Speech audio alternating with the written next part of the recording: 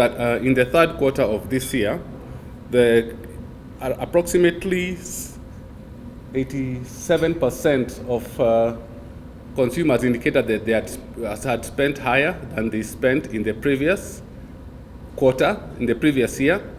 The good news, the thing that we note here is that the bulk of the increased spending was attributed to purchase of additional items rather than higher prices of goods, which is always a good sign for us when we see that the bulk of spending is coming from people buying more items rather than necessarily items being more expensive.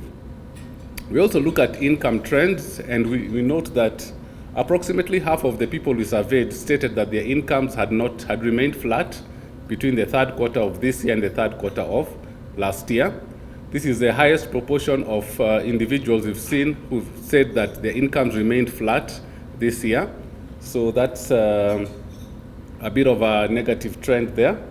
And we look at by various urban centers. We notice that in Eldoret and Nakuru is where we notice the highest proportion of respondents indicating that their income had gone up between the third quarter of this year and the third quarter of last year.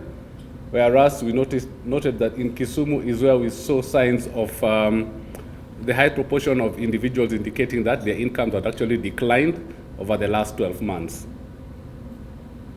And then also looking according to the socioeconomic categories, we find that the highest proportion of individuals who said that their incomes had gone up were in the upper middle income and high income segments, with the lower middle income and low income segments of the population having the highest proportion of individuals stating that their incomes had declined over the last 12 months. Similarly, we noticed that most of the income increases were noted amongst individuals who are employed, either self-employed or employees of organizations, whereas most of the income decreases were noted amongst individuals who were working in the informal sector.